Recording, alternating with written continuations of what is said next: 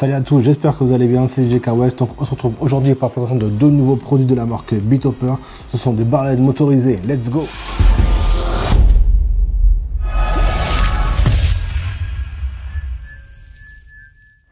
Donc voilà, on se retrouve aujourd'hui pour la marque Beatopper, pour des bar LED motorisés, les L1015 qui sont ici. Donc on va ouvrir pour voir tout ce qu'il y a dedans, let's go. Cette vidéo est faite en partenariat avec la marque Beatopper. La marque m'a envoyé le produit gratuitement dans le but d'en faire une vidéo. Je ne suis pas rémunéré et je peux dire ce que je pense en positif ou en négatif. Le but de cette vidéo est de vous montrer les possibilités qu'il y a avec ce produit. Par contre, je ne pourrais pas vous donner d'avis sur la fiabilité à long terme. Voilà, le produit est déballé. Donc on se retrouve avec la bar LED, comme je dis, la LM1015 de chez Beatopper. Et avec, on retrouve le câble d'alimentation, donc standard, du PowerCon.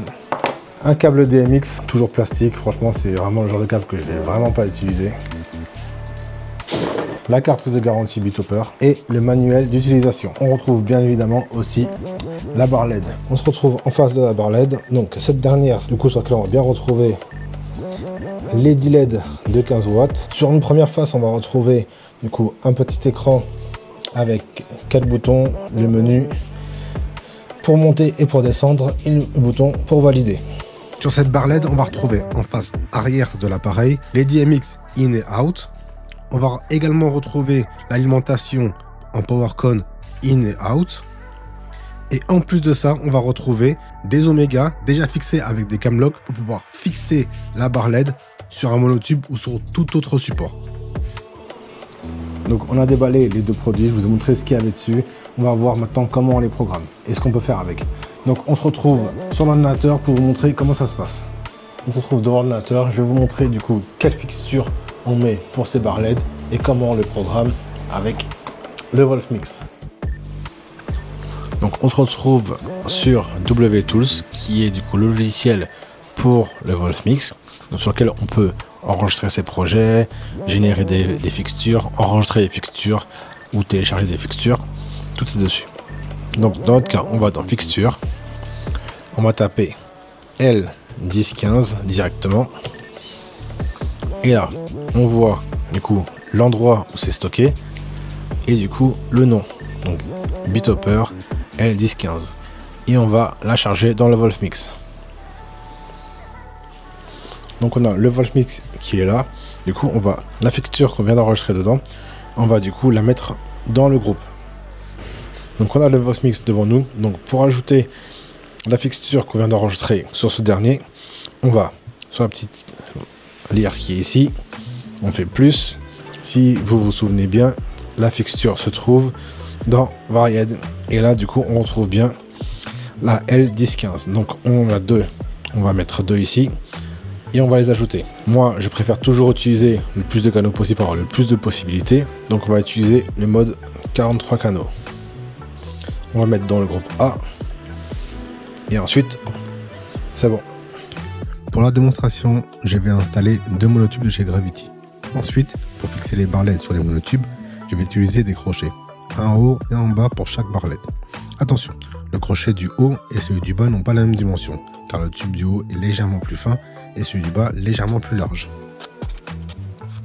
Donc voilà, là les barres LED, elles sont installées, elles sont mises sur le monotube, que je vous montrais, tout est paramétré. Par contre, je vais diviser la vidéo en deux parties. Une partie en 13 canaux, une partie en 43 canaux. Pourquoi ça? Parce que ce qu'on peut faire en 13 canaux, tu peux pas le faire en 43 canaux et inversement. Logique. Je vais vous expliquer tout ça. En 43 canaux, on peut vraiment tout choisir. Là, j'ai mis un live edit pour qu'on voit chaque canal qu'on peut modifier. Par exemple, sur le canal 1, on a le tilt, sur le canal 2, on a la vitesse, etc. etc. Ensuite, on retrouve les canaux RGBW pour rouge, vert, bleu et blanc. Donc là, on peut choisir exactement la couleur qu'on veut, LED par LED. Et du coup, on peut tout changer individuellement, en choisissant le canal qu'on veut pour la LED qu'on veut. Sur la barre de gauche, j'ai vraiment sélectionné les couleurs individuellement, LED par LED, pour montrer que chaque lumière peut être contrôlée séparément. La dernière LED, je l'ai mise en blanc. Et sur la barre de droite, je peux mettre absolument ce que je veux, n'importe quelle couleur. Si je veux changer quelque chose, je peux le faire très simplement. Mais là, pour l'exemple, je vais tout mettre en blanc pour montrer comment cela fonctionne. Comme je le disais, avec 43 canaux, on peut vraiment tout choisir. On peut ajouter aussi bien les couleurs que les effets. Tout est vraiment personnalisable et modulable. Les possibilités sont vraiment multiples. au niveau des faisceaux, on peut passer d'un faisceau comme celui-ci à un autre faisceau complètement différent. Et ensuite, on peut y ajouter de la couleur. Ici, je vais rajouter du vert et du jaune. Et bien sûr, on peut continuer à ajuster, à combiner selon l'effet qu'on veut créer.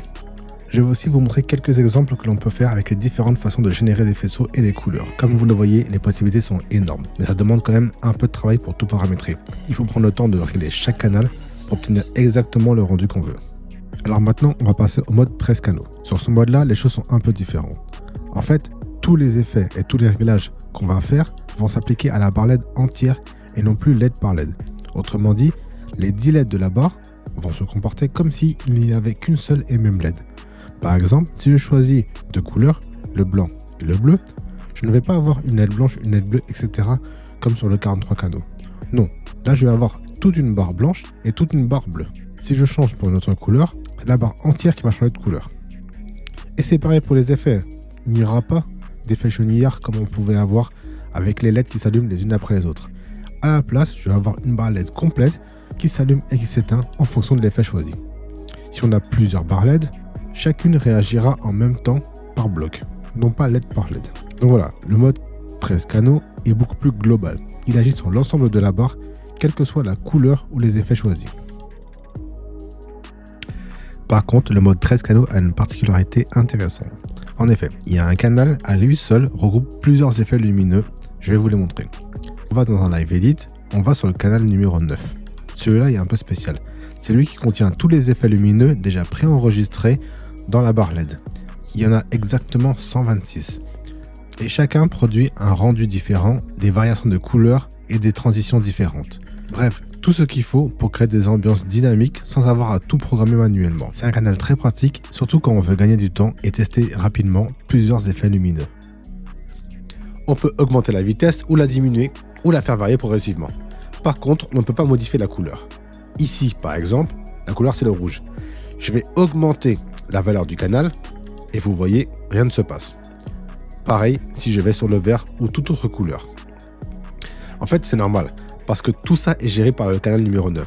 Ce canal-là, il est complet mais ne permet pas de personnaliser. Il contient les 126 effets lumineux préenregistrés et verrouille la couleur et les effets. Par contre, tu peux quand même modifier la vitesse, le dimmer, le shutter et la position. Concernant le beam FX et le color FX, tu pourras faire ce que tu veux. Cependant, si un effet du canal numéro 9 est actif, tu ne pourras pas les utiliser. Parce que dès qu'un effet du canal 9 est lancé, il prend le contrôle de toute la barre. En résumé, le canal numéro 9 est puissant et complet, mais ne me laisse pas la place à la personnalisation. Donc voilà, on arrive à la fin de la présentation de ces barres LED, donc le L1015 de chez Bithopper. J'espère que vous avez apprécié. Je vous ai montré ce qui était possible de faire avec ces barres motorisées.